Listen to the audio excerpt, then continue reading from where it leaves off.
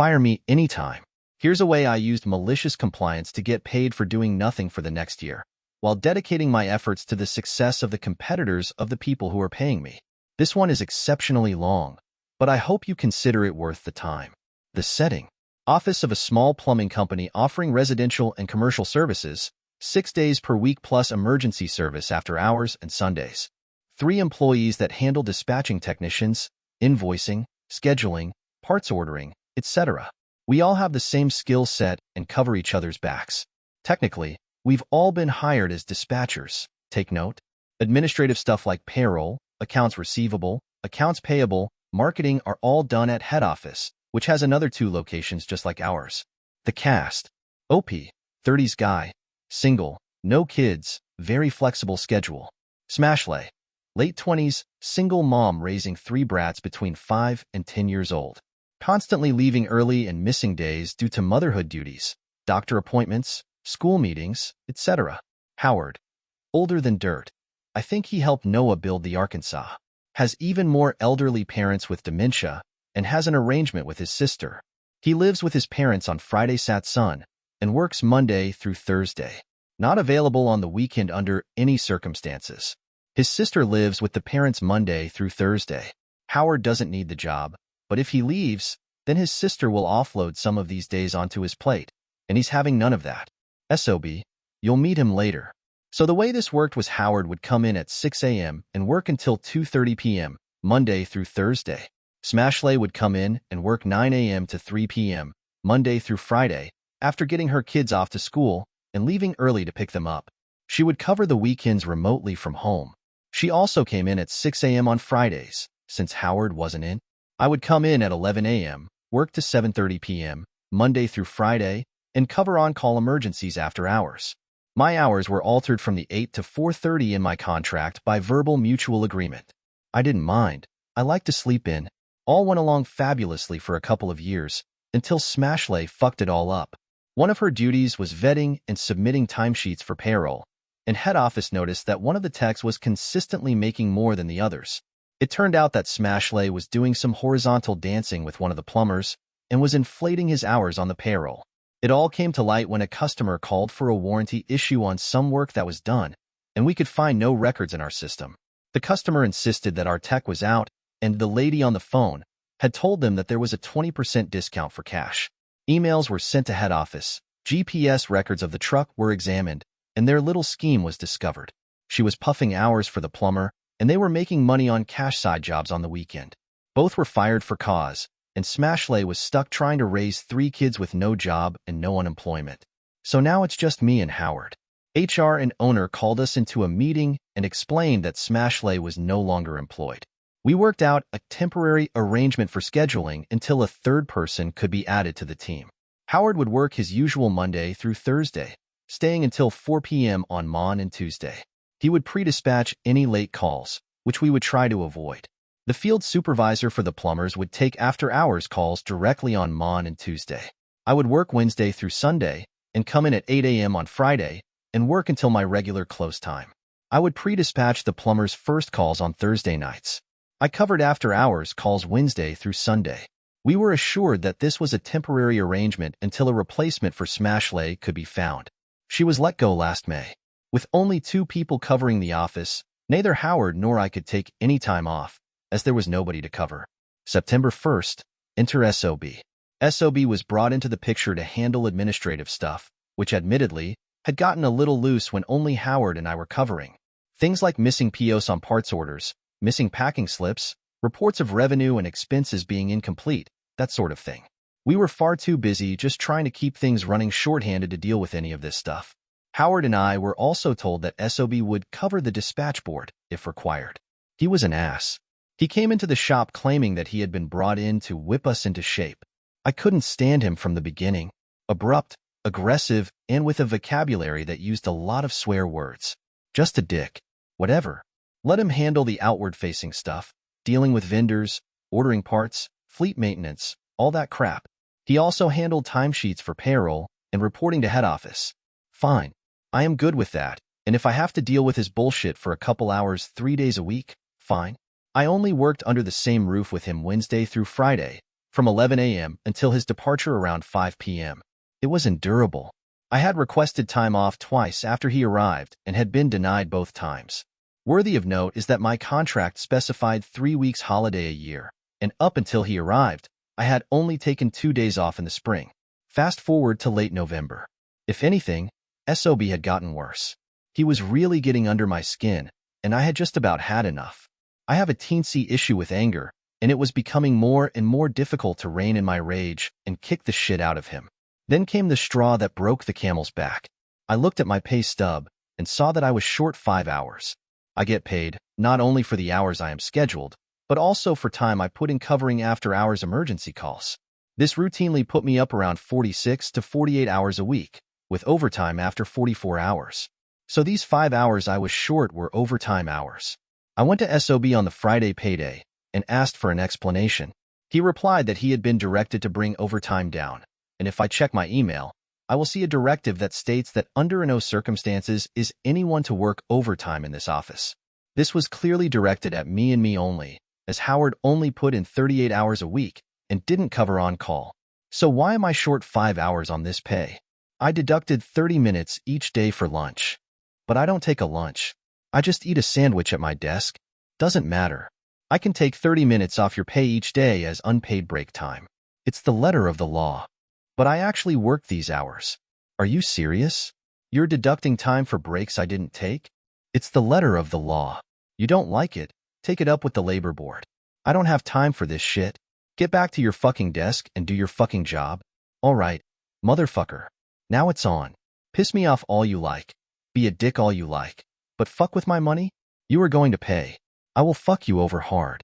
I have a good friend, Eric, that I have known since high school who is an associate at one of the better law firms in town.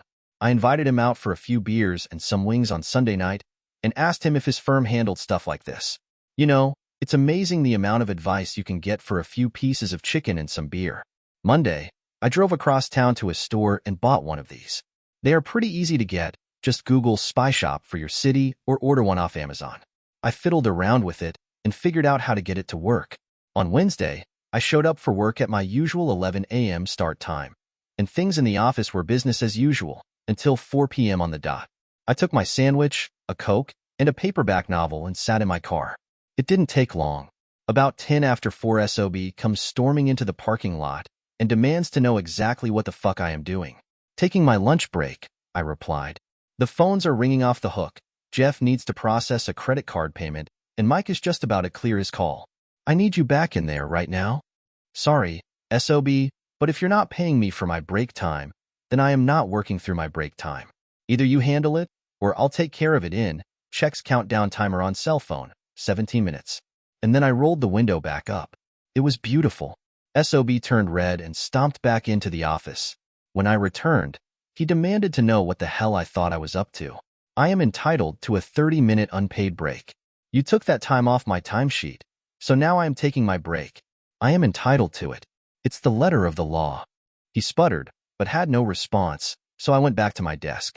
5 minutes later, I get an email instructing me to take my break before 2 p.m., so I can be back at my desk before Howard leaves for the day.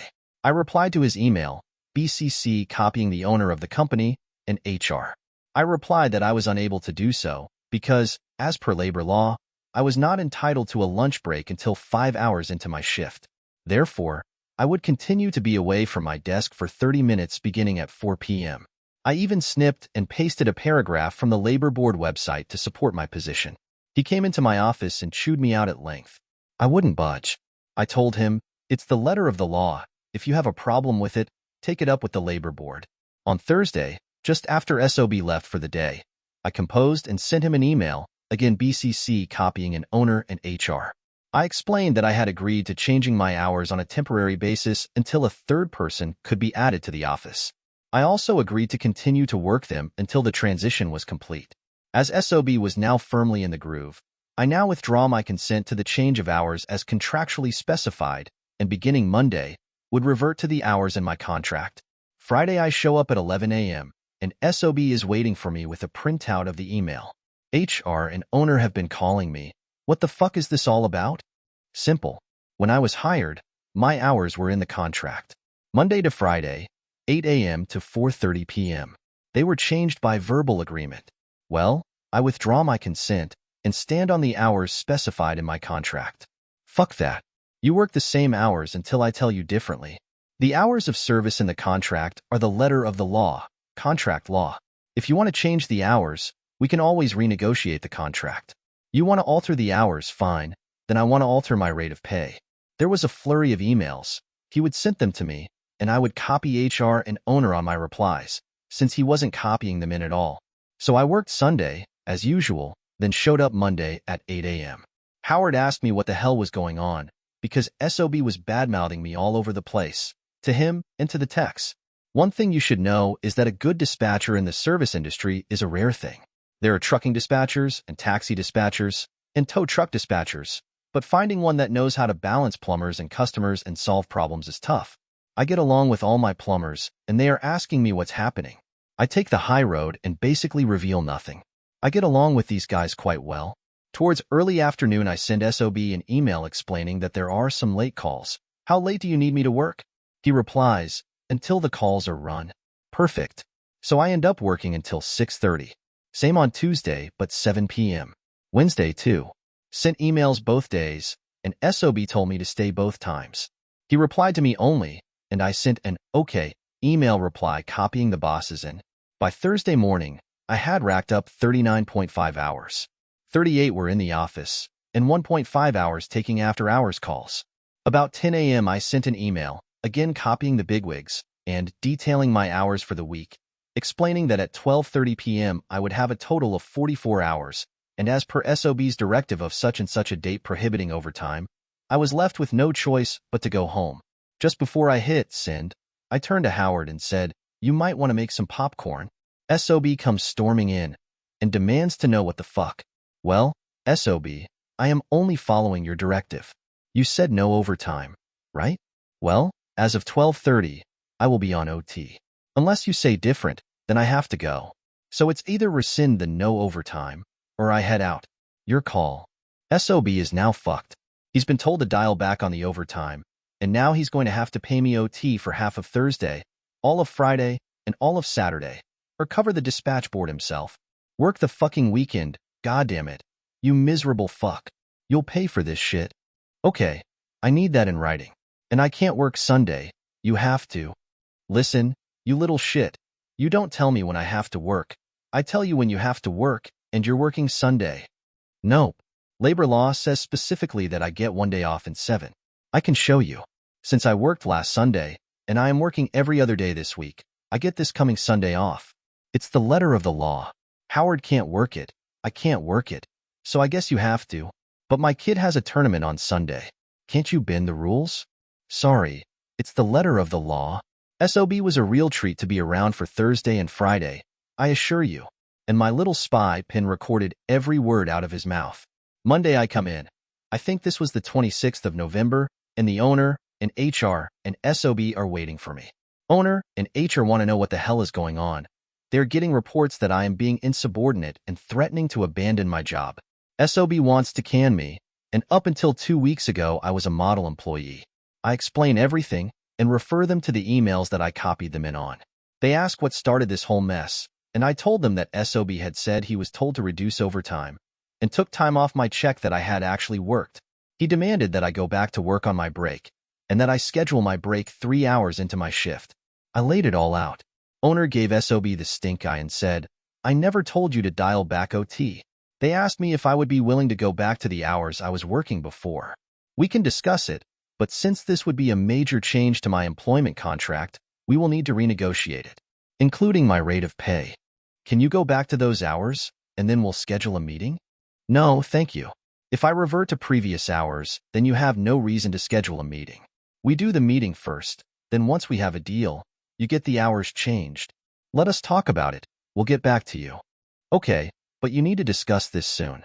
I am taking the last 3 weeks of December as vacation time.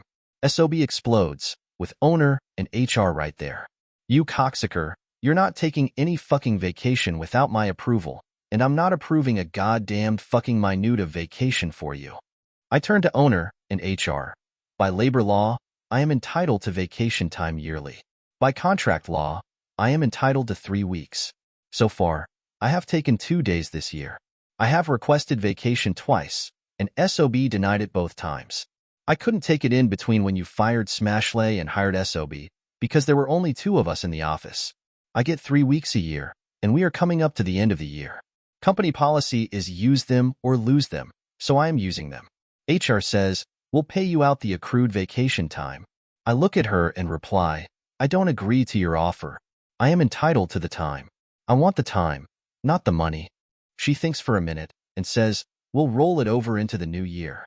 I don't agree to your offer. I am entitled to the time this year, not next year. SOB pipes up, but Howard already has 2 weeks booked off, and I'm taking my family to Florida. You can't take the time. There's nobody to run the shop. What? You're going to Florida? So you expect me to run the entire show, alone, work 7 days a week, and you send an email saying no overtime? Are you fucking serious? Back to owner and HR. Look, I had to work a full year before I was entitled to a vacation. All of the plumbers have to work a full year before they are entitled to a vacation. Labor law says you have to work a full year before you're entitled to a vacation. And he's telling me that I am not allowed to take my vacation because he's going to Florida and he's only been here for 3 months? Is that what I am hearing here?